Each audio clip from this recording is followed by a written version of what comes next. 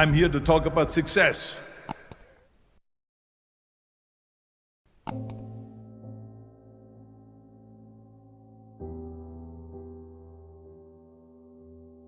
I went to college. I went and worked out 5 hours a day, and I was working on construction, because in those days in bodybuilding there was no money. I didn't have the money for food supplements or anything, so I had to go to work. So I worked on construction. I went to college. I worked out in the gym, and at night from 8 o'clock at night to 12 midnight I went to acting class 4 times a week. So I did all of that. There was not one single minute that I wasted. And this is why I'm standing here today. With the age of 20, I went to London and I won the Mr. Universe contest as the youngest Mr. Universe ever. And it was because I had a goal. You see, if you don't have a vision of where you go, and if you don't have a goal where you go, you drift around and you never end up anywhere. 74% hate their job in America. The majority of people don't like what they're doing, because they're really not doing it because they didn't have a goal and they followed this goal. They just aimlessly drift around, and then all of a sudden there's a job opening, so they get that job because you have to work. But then when you work, it's a chore. It's work. It's not fun. So if you think about, only a quarter of the people really enjoy what they're doing in life. So people always ask me, when they saw me in the gym in the pumping iron days, they say, why is it that you're working out so hard?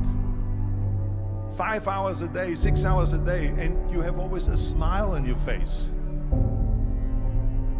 The others are working out just as hard as you do, and they look sour in the face. Why is that? And I told people all the time, I said, because to me, I'm shooting for a goal. In front of me is the Mr. Universe title. So every rep that I do gets me closer to accomplishing that goal, to make this goal, this vision, turn into reality. Every single set that I do, every repetition, every weight that I lift will get me a step closer to turn this goal into reality. So I couldn't wait to do another 500-pound squat. I couldn't wait to do another 500-pound bench press. I couldn't wait to do another 2,000 reps of sit-ups. I couldn't wait for the next exercise. So let me tell you something, visualizing your goal and going after it makes it fun. You got to have a purpose no matter what you do in life. You got to have a purpose. And Muhammad Ali worked his butt off, and I saw it firsthand. And I remember that there was a sports writer that was there in the gym when he was working out and he was doing sit-ups. And they asked him, how many sit-ups do you do? And he said, I don't start counting until it hurts. Now think about that. He doesn't start counting his sit-ups until he feels pain. That's when he starts counting. That is working hard. And so you can't get around the hard work. It doesn't matter who it is. Work your ass off. There is no magic pill. There is no magic out there. You cannot get around. You have to work and work and work. Make sure of this and make sure of that and all that stuff. So it's work. And it drives me crazy when people say that they don't have enough time to go to the gym for 45 minutes a day and work out. Or to do something for 45 minutes to an hour a day to improve. If it is physically improve or if it is mentally to improve. Imagine you read 1 hour a day about history. How much you will learn after 365 hours in 1 year. Think about if you study about the history of musicians, of composers, how much you would know. Imagine if you would work on a business, on some business that you want to develop every day for an hour. Imagine how further along you will go and get. So it drives me nuts because we have When people say we don't have the time, we have 24 hours a day. We sleep 6 hours a day, so that gives you still 18 hours. So there's someone shaking their head out here in front. They say probably, I don't sleep 6 hours, I sleep 8 hours, right? Or just sleep faster. So we have 18 hours a day. The average person works around 8 to 10 hours. So let's assume it's 10 hours, so we have 8 hours left. Then you travel around an hour a day, maybe 2 hours a day. So now you have still 6 hours left. So what do you do with these 6 hours? What do you do with these 6 hours? Then we eat a little bit, then we schmooze a little bit, talk a little bit to people and all that stuff. But you can see how much time there is available if you organize your day. So you got to work hard. I hate plan B.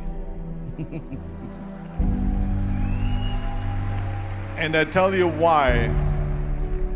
Because we have so many doubters, as I've said earlier, the no-sayers. We have so many of those people that say no and you can't do it, that's impossible. That is okay because we just turn off, as I said earlier, and we listen and we hear the no being a yes. You can't do it, you can do it, and all of that. So that is possible to do that amongst all the negative people around you. But when you start doubting yourself, that's very dangerous. Because now what you're basically saying is that if my plan doesn't work, I have a fallback plan, I have a plan B. And that means that you start thinking about plan B, and every thought that you put into plan B, you're taking away now that thought and that energy from plan A.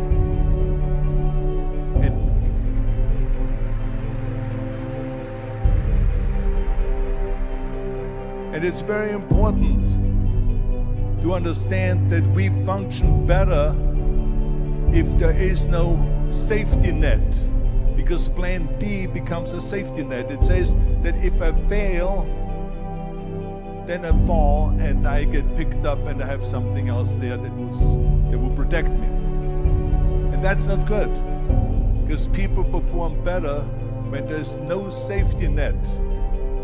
People perform better in sports and everything else if you don't have a plan B. I'm telling you, I've never ever had a plan B. I made a full commitment that I'm gonna go and be a bodybuilding champion. I made a full commitment that I'm gonna be in America. I made a full commitment that I'm gonna get in the show business and I'm going to be a leading man. No matter what it takes, I will do the work. I will do the work over and over and over until I get it. And the same was in politics and everything like that. So to me, it is very dangerous to have a plan B, because you're cutting yourself off from the chance of really succeeding. And the reason, one of the main reasons why people want to have a plan B is because they are worried about failing. What is if I fail, then I don't have anything else? Well, let me tell you something, don't be afraid of failing, because there's nothing wrong with failing. You have to fail in order to climb that ladder. There's no one that doesn't fail. Michael Jordan said in one of his interviews, when they said, "You're unbelievable, you're the greatest basketball player of all times." I mean, tell me about that. And he says, well, you're just mentioning the successes. But he says, for me to become the greatest basketball player, I missed 9,000 shots when I was playing basketball at the NBA games. So during these games that he was so successful, he missed 9,000 shots. Does it make him a failure? No. He's one of the greatest basketball players of all times, but he failed 9,000 times. Do you get it? We all fail. It's okay.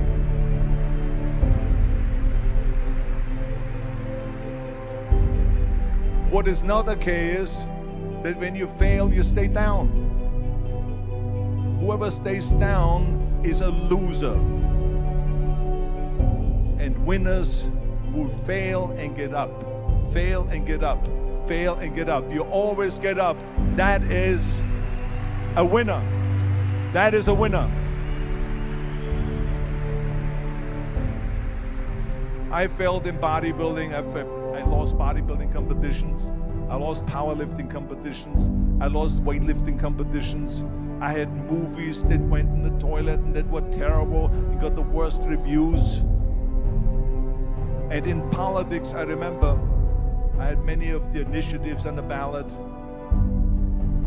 and we lost. My approval rating in California went down to 28%, and then it went back up again, and I won again the governorship. Hey, we all lose.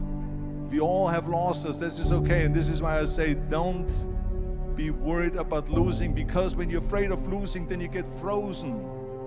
You get stiff, you're not relaxed.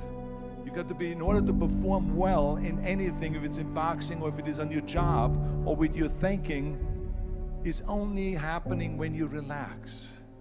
So relax. It's okay to fail. Let's just go all out and give it everything that you got. That's what it is all about. So don't be afraid to fail.